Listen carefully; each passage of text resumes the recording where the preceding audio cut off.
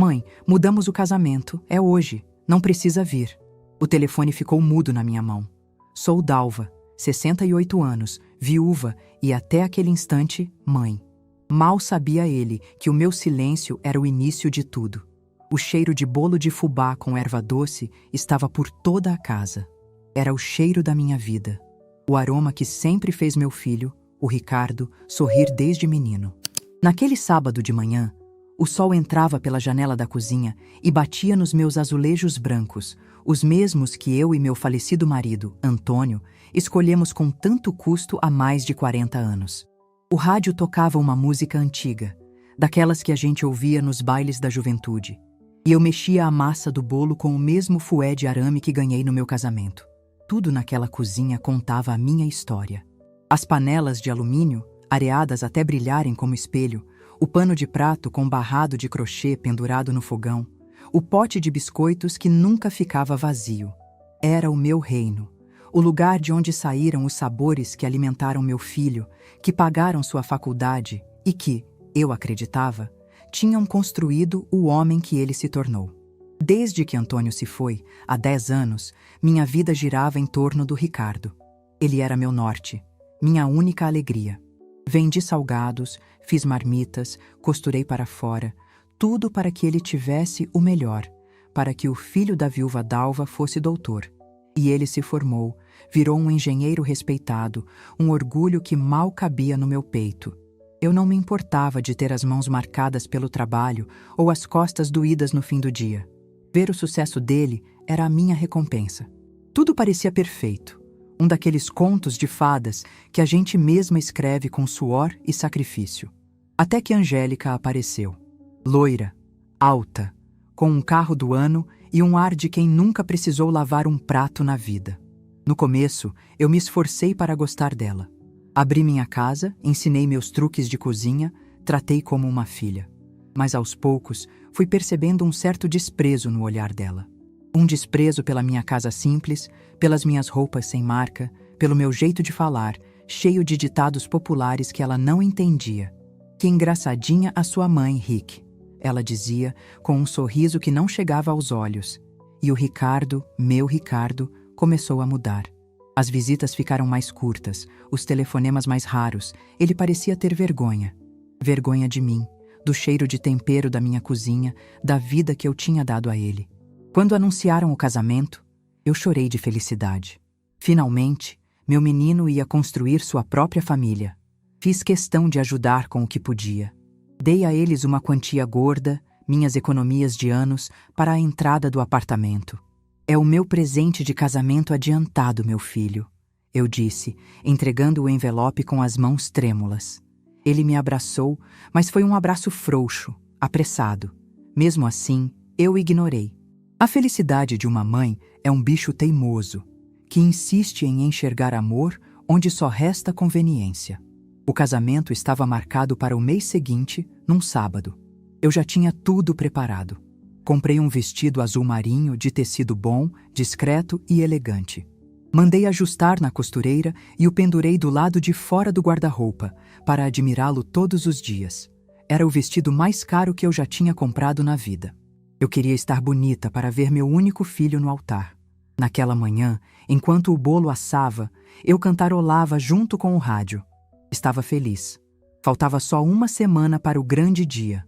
Foi quando o telefone tocou. Vi o nome Ricardo brilhar na tela e atendi com o coração em festa. Oi, meu filho!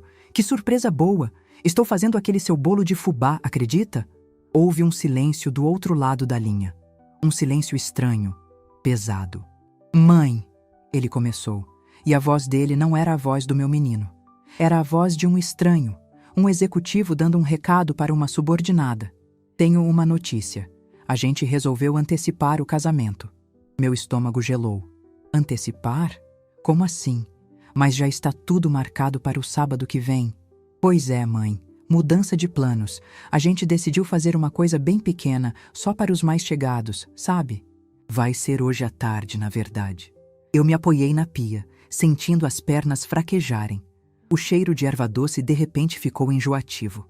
Hoje? Ricardo, mas... E o meu vestido? E... Por que você não me avisou antes? E então veio o golpe final. A frase que ecoaria na minha cabeça pelo resto do dia, como um sino fúnebre. Então, mãe, sobre isso é que vai ser uma cerimônia bem pequena mesmo, só a gente e os pais da Angélica. Para não criar confusão, achamos melhor assim. Não precisa vir, tá bom? Depois a gente passa aí para te ver. O mundo parou. Eu ouvia o chiado do rádio, o tic-tac do relógio na parede, o borbulhar de alguma coisa no fogão do vizinho. Mas a voz dele, a voz que eu ensinei a dizer mamãe, tinha sumido. Ele já tinha desligado. Fiquei paralisada, segurando o telefone mudo contra a orelha, incapaz de acreditar no que tinha acabado de ouvir. Eu não era os mais chegados. Eu, a mãe dele, a mulher que o colocou no mundo, que passou noites em claro ao lado da sua cama quando tinha febre, que abriu mão de tudo por ele.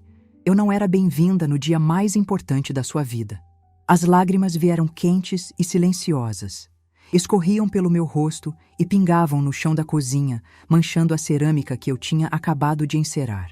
Um soluço seco escapou da minha garganta, um som de dor pura, de algo se quebrando por dentro. Olhei pela janela e vi o mundo continuando lá fora. Os carros passando, as crianças brincando. Ninguém sabia que, dentro daquela casinha simples, o coração de uma mãe tinha sido feito em pedaços. Com as mãos trêmulas, abri o forno. O bolo tinha queimado. Uma fumaça preta e amarga encheu minha cozinha, como se a tristeza tivesse encontrado uma forma de se materializar. Passei o resto do dia sentada na poltrona da sala, a mesma poltrona onde Antônio sentava para ler o jornal.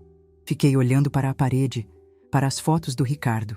Ricardo bebê, banguela e sorridente. Ricardo na sua formatura do primário, com o diploma na mão.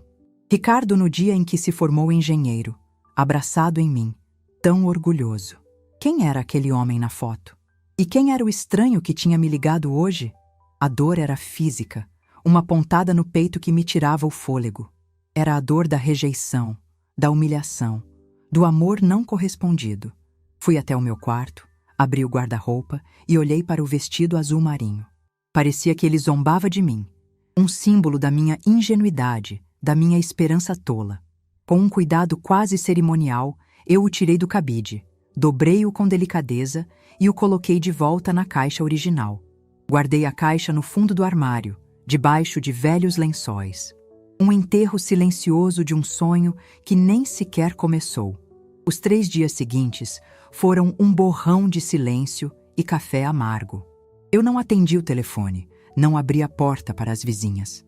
A tristeza começou a dar lugar a outra coisa, uma frieza estranha, uma clareza que eu não sentia há anos. Lembrei-me do meu Antônio. Ele sempre me dizia: Dalva, você é mansa como uma pomba, mas tem a sabedoria da serpente. Nunca deixe ninguém fazer você se sentir pequena. Por anos, eu tinha esquecido dessa serpente. Eu era só a pomba, a mãe boazinha que tudo perdoava, que tudo dava. Naquela manhã de terça-feira, enquanto eu podava as minhas samambaias na varanda, senti a serpente despertar dentro de mim. Não era um sentimento de vingança, não. Era algo mais profundo, uma necessidade de resgatar a minha própria dignidade. Foi então que a campainha tocou. Limpei as mãos de terra no avental e fui atender, já sabendo quem era. Lá estava ele, Ricardo, com um sorriso amarelo no rosto, sem o menor sinal de culpa. Angélica esperava no carro, olhando o celular, impaciente. Ele nem sequer perguntou como eu estava. Foi direto ao ponto, com a naturalidade de quem pede um copo d'água. Oi, mãe, tudo bem? Olha, a gente está numa correria danada com as coisas do apartamento novo, umas contas para pagar, e como a senhora não precisou gastar com festa nem nada, a gente pensou que a senhora podia dar pra gente o dinheiro do presente de casamento. Eu o encarei. Encarei de verdade. Talvez pela primeira vez em anos. Não o menino que eu criei, mas o homem que estava ali, na minha frente. Um homem que me descartou do seu casamento por vergonha e que agora vinha, 3 dias depois, buscar o prêmio de consolação. A frieza dentro de mim se solidificou, virou aço. E pela primeira vez desde aquela ligação, eu sorri. Um sorriso pequeno, controlado, que não chegou aos meus olhos. A pomba tinha voado para longe. Só a serpente restava. Claro, meu filho. Entre. Vamos conversar sobre o seu presente, eu disse, com uma calma que o surpreendeu. Eu preparei algo muito, muito especial para você. Ele entrou na minha sala com a pressa de quem resolve uma burocracia. O sorriso amarelo ainda estava lá, um disfarce mal feito para a ganância que brilhava em seus olhos. Pedi que ele chamasse Angélica, que ainda esperava no carro, batendo os dedos no volante. Não seja por isso, meu filho. A esposa também tem que tomar um café com a sogra. É de bom tom. Ele hesitou, claramente contrariado, mas a menção de um café talvez tenha soado como um prelúdio para a entrega do dinheiro. Angélica entrou a contragosto, sentando-se na beirada do meu sofá florido como se tivesse medo de pegar alguma doença. Ela não disse uma palavra, apenas me lançou um olhar que misturava impaciência e pena. Fui para a cozinha e preparei o café no coador de pano, como sempre fiz. O aroma encheu a casa, um cheiro de acolhimento que era o completo oposto da atmosfera gelada que se instalara na sala. Servi em xícaras de louça, daquelas que só uso em ocasiões especiais. Coloquei na bandeja um prato com broa de milho, ainda morna. Era um gesto de paz, uma última chance que eu dava não a eles, mas a mim mesma para ter certeza do terreno que pisava. Então, comecei, sentando-me na minha poltrona de frente para eles, a bandeja na mesinha de centro. Me contem como foi a cerimônia. Foi bonita? Ricardo pegou uma broa, mas não comeu.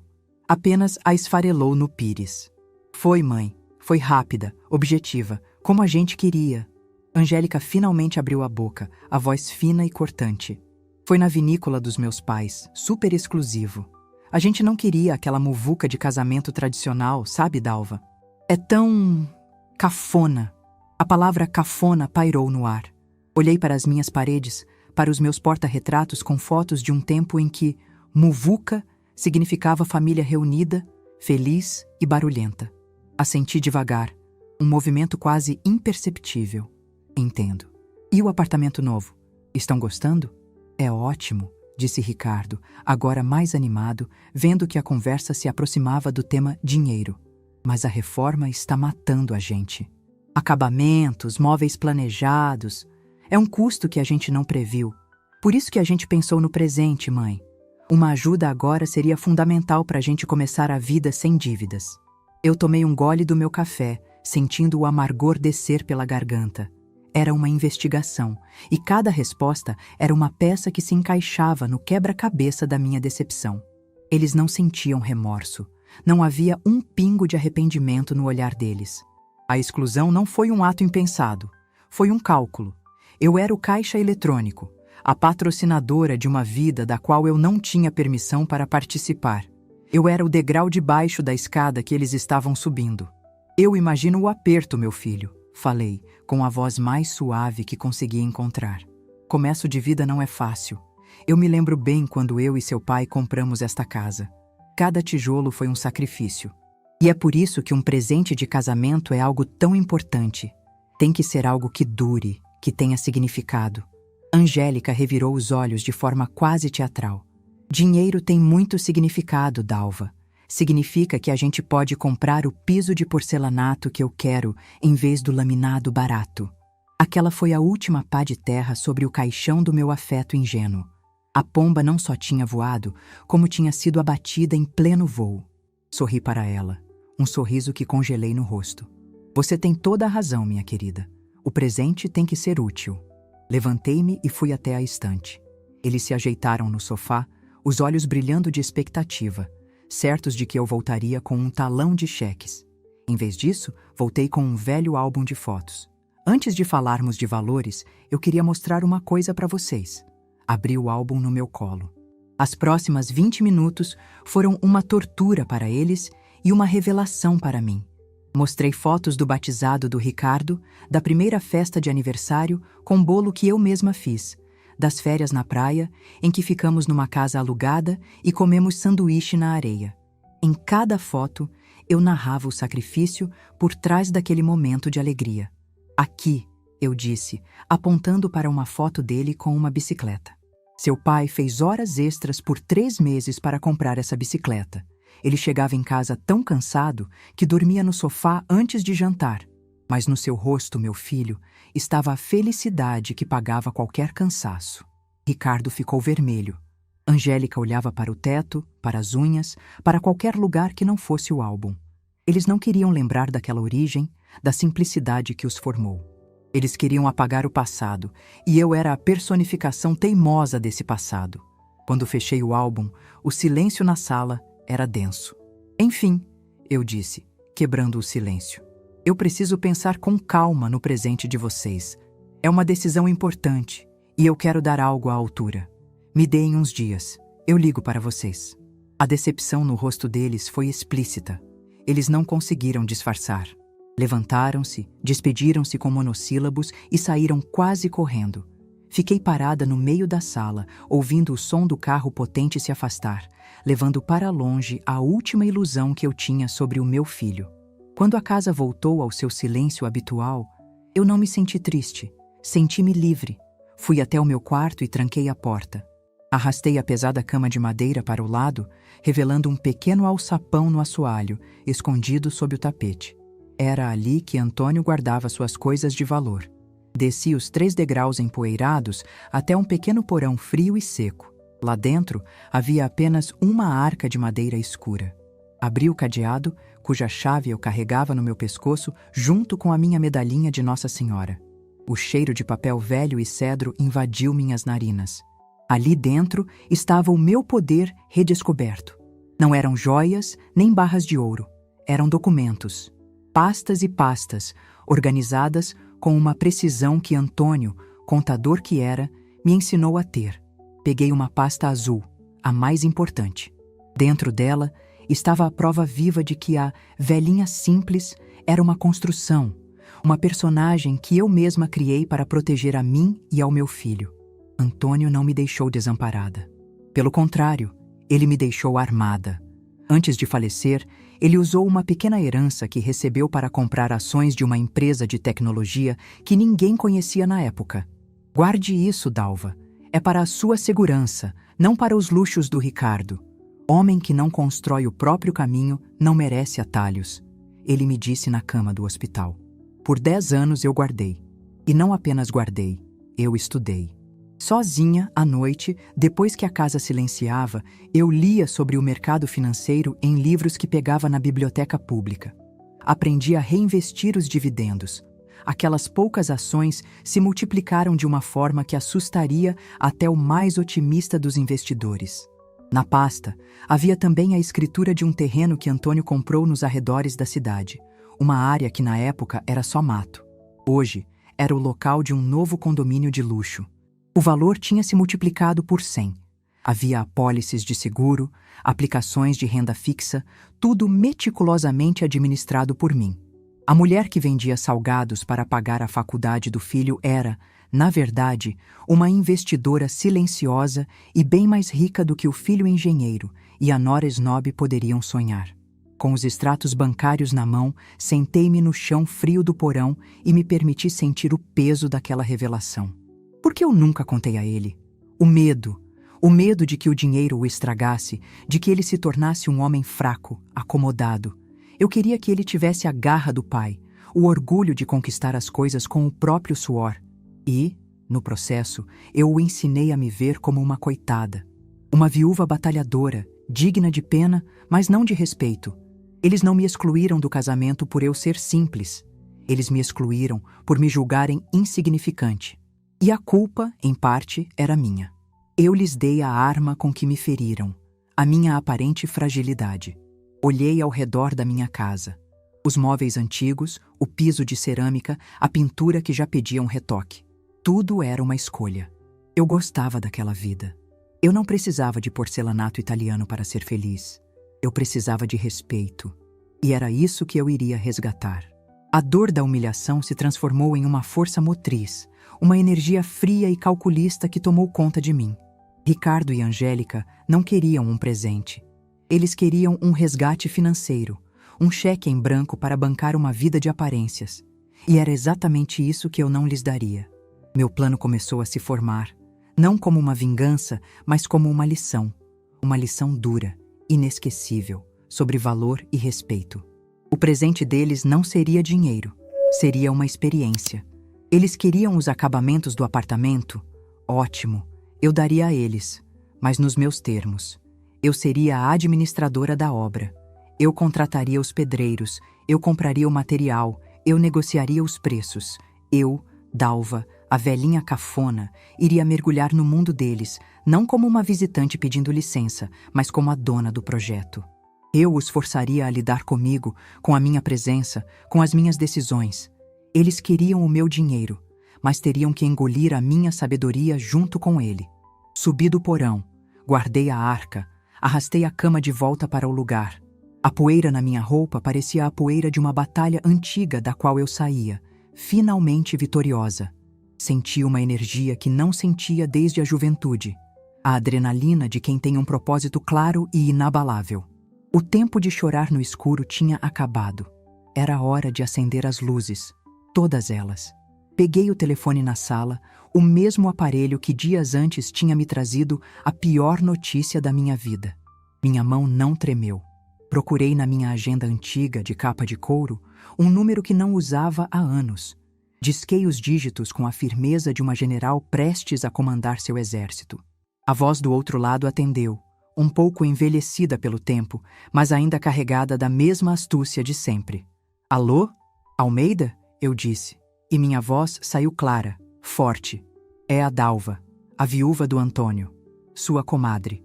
Houve uma pausa, depois um reconhecimento caloroso. Dalva, minha querida, que prazer ouvir sua voz. A que devo a honra? Eu fui direto ao ponto, sem rodeios. A antiga Dalva teria pedido 1000 desculpas por incomodar. A nova Dalva não. Preciso de um favor, e talvez de um contrato. É sobre um presente de casamento. 2 dias depois da minha conversa com o advogado, o telefone tocou. Era Ricardo. A voz dele carregava uma ansiedade mal disfarçada, a pressa de quem espera por um veredito. Do outro lado da linha, eu ouvia os cochichos de Angélica, instruindo-o sobre o que dizer. Respirei fundo, endireitei os ombros e atendi com a calma de um lago em dia sem vento. Mãe? E aí a senhora pensou no nosso presente? Ele perguntou, tentando soar casual. Pensei, meu filho. Pensei muito, respondi, fazendo uma pausa dramática que o deixou ainda mais nervoso. Dinheiro é uma coisa que vai embora, que a gente gasta e nem vê. Eu quero dar a vocês algo que fique para sempre. Uma base sólida para a vida nova de vocês. Uma base sólida? Ele repetiu, confuso. Angélica sussurrou algo como: deixa de enrolação e fala logo. Sim, eu decidi que meu presente de casamento será a reforma completa do apartamento de vocês. Vou arcar com todos os custos. Material, mão de obra, tudo. Do piso ao teto. Vocês não vão precisar se preocupar com um único centavo. Eu vou cuidar de tudo, para vocês não terem essa dor de cabeça. Houve um silêncio chocado do outro lado. Eu podia quase visualizar a cena. Ricardo com o queixo caído e Angélica arregalando os olhos, fazendo contas mentais do quanto aquilo valia. Era uma oferta irrecusável, muito maior do que qualquer quantia em dinheiro que eles esperavam. Era também o cavalo de Troia perfeito, e eles estavam abrindo os portões da cidade com um sorriso no rosto. Mãe, a senhora está falando sério? A voz dele era incrédula. Isso é incrível. Nem sei o que dizer. Angélica, você ouviu? Ouvi? A voz dela agora estava melosa, próxima ao telefone. Dalva, que gesto maravilhoso. Muito obrigada. A gente aceita, é claro. Nossa, eu já tenho 1000 ideias. Vi umas coisas lindas numa revista de decoração. Que bom que gostaram. Cortei-a suavemente. Só tem um pequeno detalhe. Como é um presente de valor alto, meu advogado, o doutor Almeida preparou um documento simples, uma doação com encargo, só para formalizar. O encargo é apenas que, para que o presente seja válido, eu serei a administradora da obra. Coisa simples, só para organizar os pagamentos. Passo aí amanhã para vocês assinarem. Eles mal ouviram a parte do encargo. A palavra grátis ecoava tão alto em suas mentes que qualquer condição parecia trivial. Concordaram na mesma hora. No dia seguinte, levei o contrato. 2 páginas que o Dr. Almeida redigiu com uma clareza maliciosa. Dizia, em termos legais, que eu doaria os recursos para a reforma e que, em contrapartida, eu teria total e irrestrita autoridade sobre todas as decisões financeiras e de execução do projeto. Eles assinaram sem ler direito, os olhos brilhando para as paredes descascadas do apartamento vazio, já imaginando suas lareiras de mármore e lustres de cristal. O primeiro movimento da minha estratégia tinha sido um sucesso. A armadilha estava montada. A confusão deles começou na semana seguinte. Marquei uma reunião no apartamento para discutirmos o projeto. Angélica chegou com uma arquiteta a tiracolo, uma moça moderninha que falava em conceito aberto, paleta de cores minimalista e design biofílico.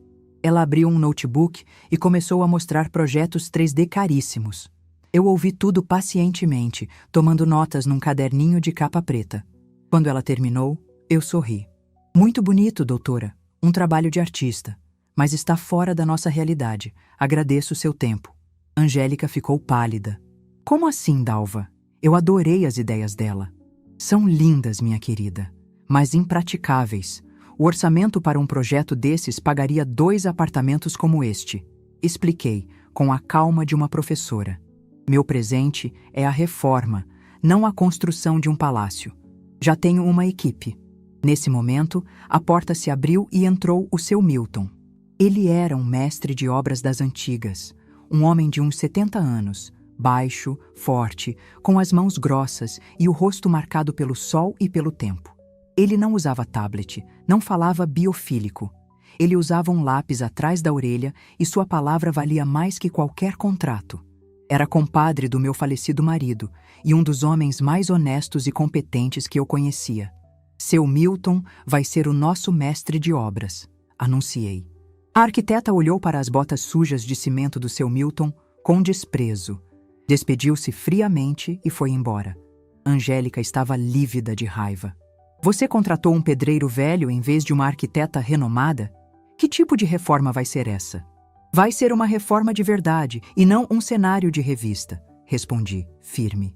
Seu Milton construiu metade deste bairro. Ele sabe o que faz. Nos dias que se seguiram, a minha presença se tornou uma constante na vida deles. Todo dia, às 7 da manhã, eu estava no apartamento, com a minha garrafa de café e meu caderninho. Eu não dava ordens gritando. Eu conversava com os pedreiros, perguntava, ouvia. Aprendi sobre argamassa, sobre o tempo de cura do cimento, sobre a melhor forma de assentar um piso para que ele não estufe. Eu negociava pessoalmente com os fornecedores. Chegava nas lojas de material de construção e, em vez de ir direto nos produtos da vitrine, pedia para falar com o gerente. Sou a Dalva, estou tocando uma obra grande. Se me fizer um bom preço no cimento, eu compro toda a parte hidráulica e elétrica com o senhor também. Eles me olhavam com desconfiança no início, mas meu conhecimento prático e minha firmeza os conquistavam. Eu conseguia descontos que Angélica, com seu ar de superioridade, jamais conseguiria. Angélica aparecia no meio da tarde, usando roupas que não combinavam em nada com um ambiente empoeirado. Ela tentava dar ordens, mudar as coisas. Milton, eu não quero essa parede aqui. Acho que vamos derrubar. Seu Milton nem olhava para ela. Continuava o que estava fazendo e dizia, sem levantar a voz: preciso ver com a dona Dalva. É ela quem manda na obra. A raiva dela crescia a cada dia. Ela me ligava à noite, a voz estridente. Dalva, eu vi um piso espanhol que é a minha cara. Já mandei separar na loja. É só você ir lá pagar. Piso espanhol, querida? Que chique. Quanto custa o metro quadrado? Eu perguntava já sabendo a resposta. Ela dizia o valor absurdo. Interessante. Eu fechei hoje a compra de um porcelanato nacional de primeira linha, com garantia de 20 anos, por 1/4 desse preço. A entrega será amanhã de manhã. Mas eu não quero porcelanato nacional, eu quero o espanhol, ela gritava. Meu presente tem um orçamento, Angélica, e eu não trabalho com desperdício. O piso nacional é excelente, seu apartamento vai ficar lindo e funcional. E eu desligava, deixando-a gritar sozinha. O momento crucial, o ponto de virada onde eles perceberam que a situação era mais séria do que imaginavam, aconteceu por causa de um lustre. Angélica era obcecada por um lustre de cristais tchecos que viu em uma loja de luxo. Custava o preço de um carro popular. Sabendo que eu jamais aprovaria tal gasto, ela tentou me passar para trás. Foi à loja, encomendou a peça e disse ao vendedor que a patrocinadora da obra, minha pessoa, iria depois para acertar o pagamento. Naquela tarde, recebi uma ligação de um homem com voz impostada. Senhora Dalva, sou o gerente da Illuminari. Estou ligando para confirmar a compra do lustre de cristal modelo Imperiale, no valor de R$ 25.000, feita pela senhora Angélica. Eu me sentei na minha poltrona. A serpente dentro de mim sorriu. Meu caro senhor, deve haver algum engano. Eu não aprovei essa compra. Ela está completamente fora do nosso orçamento. Por favor, cancele o pedido. Mas a sua nora disse que estava tudo certo. Pois ela se equivocou. O presente que estou dando a eles tem regras. E a principal delas é a minha aprovação para cada centavo gasto. Cancele a compra, por favor. Tenha um bom dia. 15 minutos depois, meu telefone tocou de novo. Era Ricardo. E pela primeira vez, havia pânico em sua voz. Mãe, o que a senhora fez? A Angélica está tendo um ataque aqui. A loja ligou para ela, disse que a senhora desautorizou a compra. Que vergonha, mãe, ela está chorando. Eu ouvi os gritos dela ao fundo. Deixei que ele desabafasse, que me acusasse de sabotar a felicidade deles, de ser mesquinha, de querer controlar tudo. Quando ele finalmente parou para respirar, eu falei, com a voz tão cortante quanto o mais afiado dos cristais daquele lustre. Ricardo, escute bem. Eu não estou fazendo nada. Estou executando um plano que vocês aceitaram. O presente é a reforma, não um cheque em branco para as vaidades da sua esposa. Ela sabia que aquele lustre era um exagero e tentou passar por cima da minha autoridade. Comigo, meu filho, não funciona assim. Mas é o sonho dela, mãe. É o nosso apartamento. É o apartamento de vocês, com o meu dinheiro. E o meu dinheiro vem com a minha inteligência. Se vocês queriam um apartamento dos sonhos sem regras, deveriam ter pago por ele com o próprio suor, como eu e seu pai fizemos. Ele ficou mudo. A verdade daquelas palavras o atingiu em cheio. Amanhã de manhã, continuei, vamos instalar um plafond de LED no lugar. É moderno, eficiente e ilumina o ambiente inteiro por uma fração do custo. E o assunto do lustre está encerrado. Angélica tomou o telefone da mão dele. Você é uma velha controladora e de péssimo gosto. Você está estragando o nosso sonho. Era o confronto que eu esperava. Indireto, mascarado como uma briga por decoração, mas a essência era uma disputa por poder. E eu estava preparada. Angélica, comecei, com uma frieza que a surpreendeu e a fez calar. Vamos esclarecer uma coisa. Gosto é algo pessoal. O que não é pessoal é o documento que vocês dois assinaram na minha sala. O Dr. Almeida chama de instrumento particular de doação com encargo. Ele é bem claro. A gestão financeira e a execução do projeto são minhas. O objetivo é entregar a vocês um lar, não uma vitrine de loja. Eu estou honrando a minha parte do acordo, que é pagar por tudo. Sugiro que vocês comecem a honrar a de vocês, que é aceitar a minha administração. Passar bem. Desliguei o telefone antes que ela pudesse responder. Fui até a cozinha e me servi um copo d'água. Minhas mãos estavam firmes. Meu coração, tranquilo. Olhei pela janela e vi a noite caindo sobre a cidade. Lá, naquele apartamento em obras, meu filho e a esposa dele me olhavam, boquiabertos, não mais como a mãe boba, mas como uma adversária. O jogo tinha acabado de começar. A obra continuava, implacável como o tempo. Sob a batuta silenciosa do seu Milton e a minha supervisão diária, as paredes cinzentas e o chão empoeirado do apartamento davam lugar a um lar. Um lar de verdade, sólido, bem acabado, mas sem nenhum pingo da ostentação sonhada por Angélica. Cada escolha era pautada pela lógica, pela durabilidade e pela beleza da simplicidade.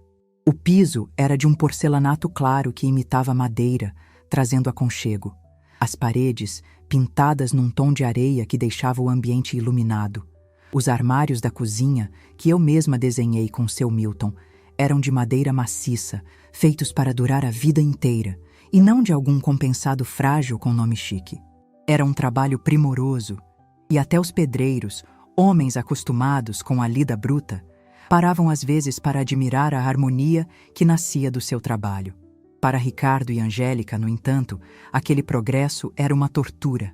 A consequência concreta de sua ganância não era um castigo com dor e gritos, mas algo muito pior: a materialização de um futuro que eles não controlavam.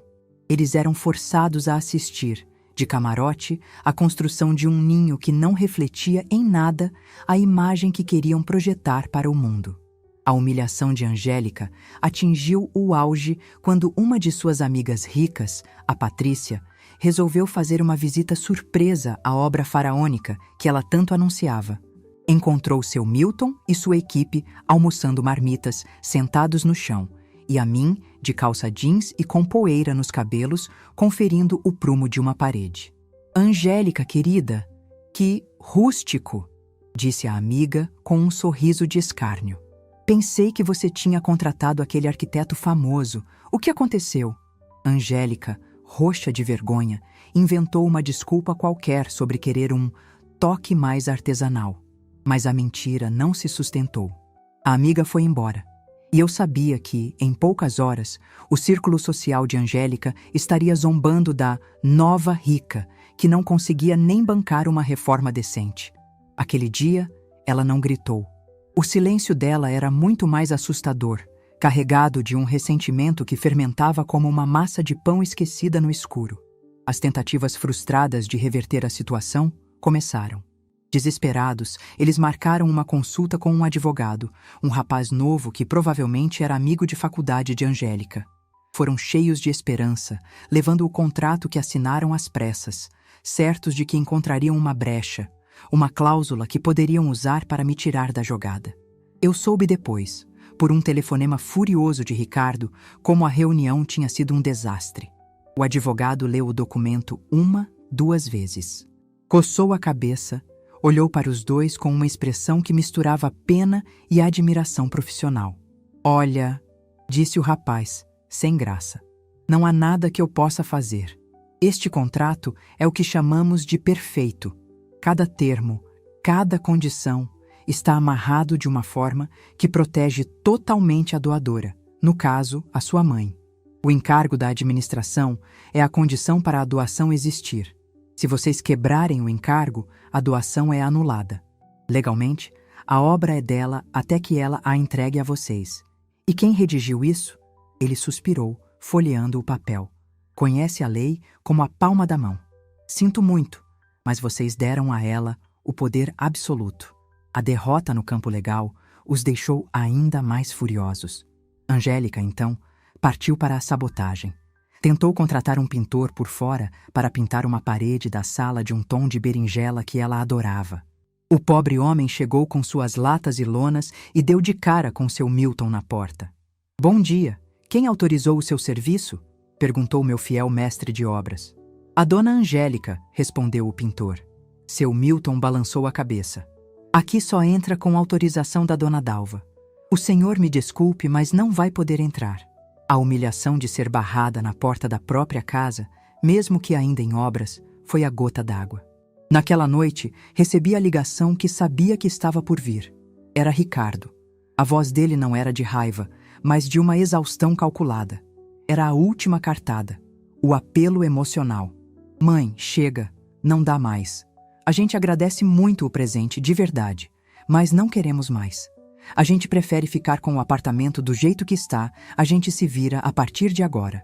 Pode parar a obra." Eu já esperava por isso. Era o blefe final. "Tudo bem, meu filho. Se é o que vocês querem", respondi, com uma serenidade que o desarmou. "Mas para encerrarmos tudo direitinho, preciso que vocês venham aqui em casa amanhã à noite. Temos que assinar o distrato e eu preciso apresentar a vocês o relatório final de custos da obra até o momento. É uma questão de organização." Ele concordou, provavelmente imaginando que seria uma formalidade simples. Mal sabia ele que estava a caminho do verdadeiro campo de batalha. Na noite seguinte, eles chegaram. Encontraram a minha casa como sempre, limpa, simples, com cheiro de café passado. Na minha mesa de jantar, a mesma onde Ricardo fez suas lições de casa por toda a infância, eu tinha arrumado o cenário para a revelação. De um lado, um prato com bolo de fubá. Do outro, 4 pastas de documentos, grossas e de aparência antiga. Eles sentaram rígidos e desconfortáveis. Então, mãe, vamos acabar logo com isso? Disse Ricardo. Claro, respondi. Peguei a primeira pasta, a de capa azul.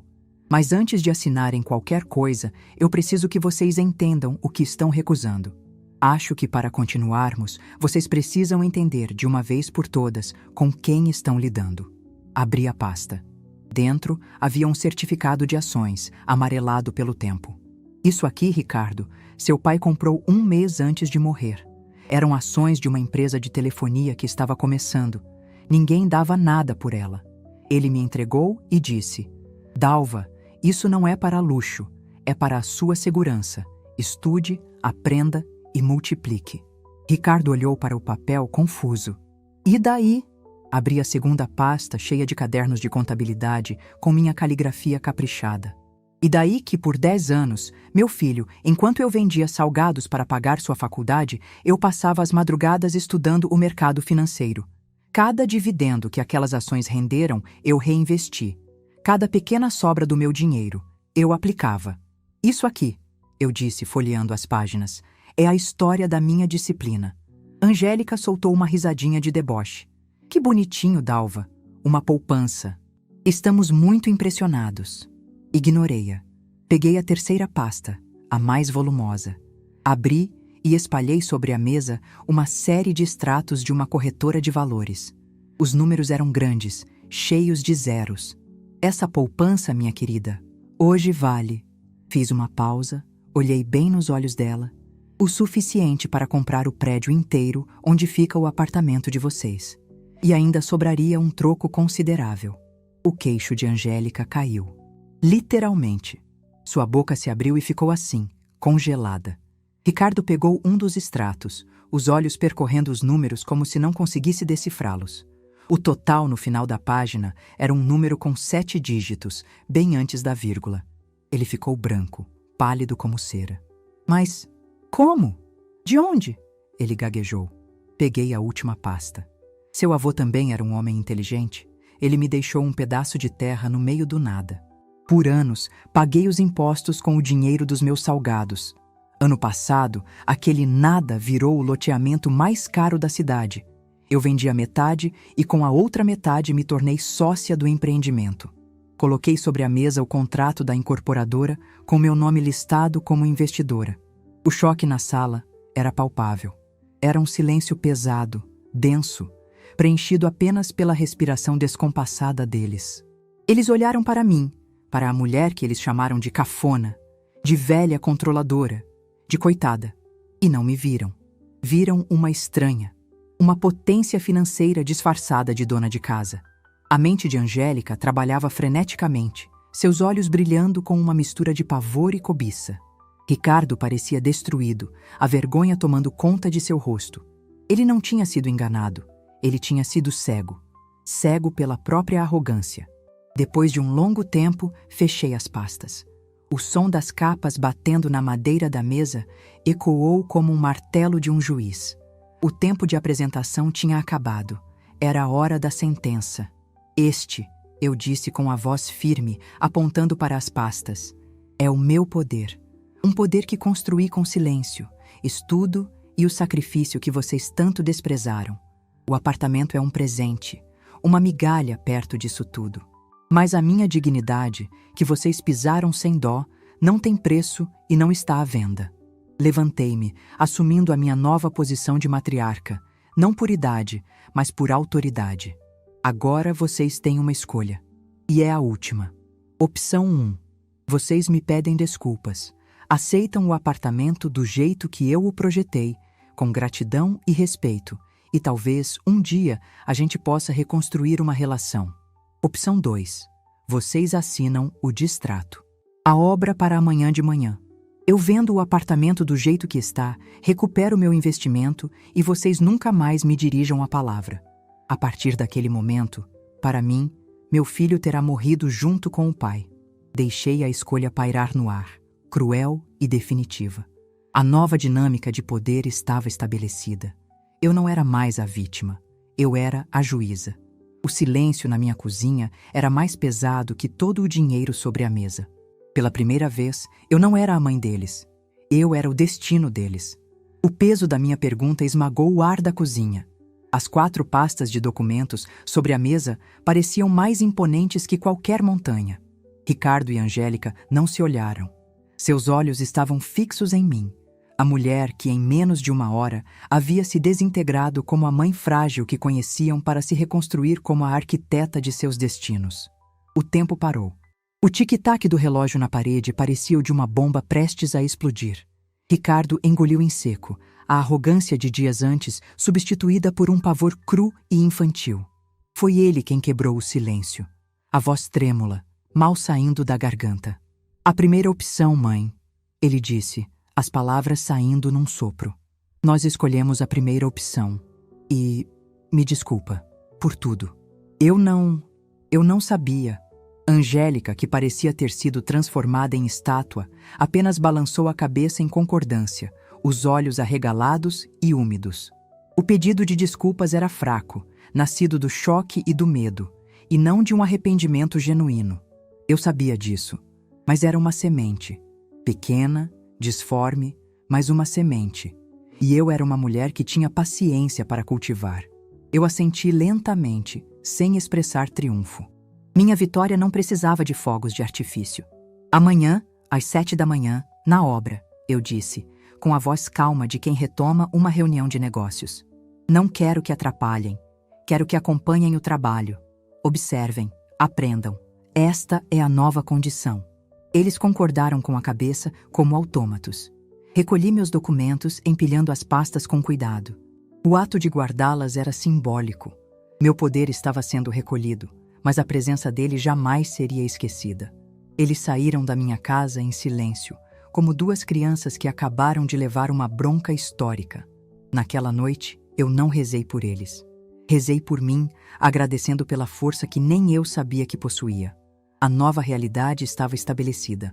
As últimas semanas da obra foram diferentes. Eles cumpriam o combinado. Chegavam pontualmente às 7, trazendo café em copos de papel que ofereciam a mim e ao seu Milton. Não davam palpites, não faziam exigências. Eles observavam. Ricardo, o engenheiro de escritório, passava horas vendo seu Milton assentar azulejos no banheiro, com uma precisão milimétrica, usando apenas uma linha de nylon e o olho treinado. Um dia, ouvi seu Milton contando a ele sobre o meu falecido marido. Seu pai, o Antônio, era assim. Gostava da coisa bem feita. Ele dizia que o trabalho de um homem é a assinatura dele no mundo. Pelo visto, sua mãe herdou isso. Ricardo não respondeu. Apenas abaixou a cabeça, e eu vi um brilho de vergonha e talvez de admiração em seu olhar. Ele estava reaprendendo quem eram seus pais. Angélica, por sua vez, começou a me seguir pela obra. No início, em silêncio. Depois, com perguntas tímidas. "Por que a senhora escolheu essa torneira? A outra, cromada, não era mais bonita?" E eu explicava, com paciência. "Bonita talvez fosse, minha filha, mas esta tem um sistema que economiza água e o mecanismo interno é de latão, não de plástico. Daqui a 20 anos, ela ainda estará funcionando. A beleza que importa de verdade é a que dura." Ela ouvia, atenta. Aos poucos, a casca de futilidade dela começou a rachar, revelando uma curiosidade que talvez sempre estivesse lá, sufocada pela necessidade de impressionar os outros. Ela estava aprendendo a diferença entre preço e valor. O apartamento ficou pronto no final do mês. Era lindo. Não era um palácio de revista, mas um lar. Sóbrio, elegante, sólido. Cada canto respirava qualidade e bom senso. Para a entrega das chaves, eu não organizei uma festa luxuosa. Preparei na cozinha nova deles uma das minhas especialidades, uma galinhada caprichada com pequi e açafrão. Convidei apenas seu Milton e sua equipe de pedreiros, o Dr. Almeida e sua esposa, e 2 vizinhas antigas, minhas amigas de uma vida inteira. Eram pessoas que representavam a minha história, as minhas raízes. Quando todos estavam servidos, comendo em pratos de louça nos balcões de granito, eu peguei a chave do apartamento. Chamei Ricardo e Angélica para o centro da sala. Os olhos deles estavam cheios de uma emoção que pela primeira vez me pareceu sincera. Uma casa, comecei, e a sala ficou em silêncio. É feita de tijolos, cimento e suor. O seu Milton e a equipe dele deram o suor para construir estas paredes. Mas um lar é construído com outra matéria-prima: respeito, verdade e memória. Olhei para Ricardo. A memória do seu pai, um homem que honrava seu trabalho. A verdade que nós quase perdemos, mas que reencontramos a tempo. E o respeito, que é a base de tudo. Sem ele, a casa mais forte desmorona. Entreguei a chave na mão do meu filho. Cuidem bem deste lar. Ele custou muito mais do que dinheiro. Lágrimas escorreram pelo rosto de Ricardo. E pela primeira vez, ele me deu um abraço de verdade. Um abraço apertado, demorado, de um filho que reencontrava a mãe. Angélica, ao lado, chorava em silêncio. Aquele momento era a catarse, o ponto final na dor e o começo de uma nova história. Naquela noite, de volta à minha cozinha, enquanto lavava a travessa onde servia a galinhada, eu me permiti refletir sobre toda a jornada. Olhei para as minhas mãos, na água ensaboada. Eram as mesmas mãos que tinham feito milhares de salgados, que tinham limpado febre do meu filho, que tinham tremido ao segurar aquele telefone mudo. Mas agora eram também as mãos que tinham estudado balanços financeiros, que tinham assinado contratos, que tinham tomado as rédeas da minha própria vida. A dor daquele telefonema tinha sido um veneno, sim, mas há serpentes que transformam o próprio veneno em remédio. Fui até a sala e olhei para o retrato do meu Antônio, sorrindo em sua moldura de madeira. Pois é, meu velho, sussurrei. A pomba aprendeu a voar mais alto. E a serpente? A serpente só mostrou os dentes para defender o ninho. Nosso menino vai ficar bem. A lição foi dura, mas ele aprendeu. A sabedoria que a gente adquire com a idade não é sobre saber tudo, é sobre entender o que realmente importa. A gente passa a vida se doando e esquece que o maior presente que podemos dar a quem amamos não é o nosso sacrifício, mas o nosso exemplo de força. Eu descobri que o meu valor não estava no quanto eu podia dar, mas no quanto eu era capaz de me respeitar. Os meses que se seguiram foram de uma reconstrução lenta e cuidadosa. Aos domingos, eles me chamavam para almoçar, sem luxo, sem formalidades. Angélica agora me pedia receitas, e Ricardo sentava para ouvir minhas histórias do passado. A relação deles não era perfeita, e a minha com eles tampouco.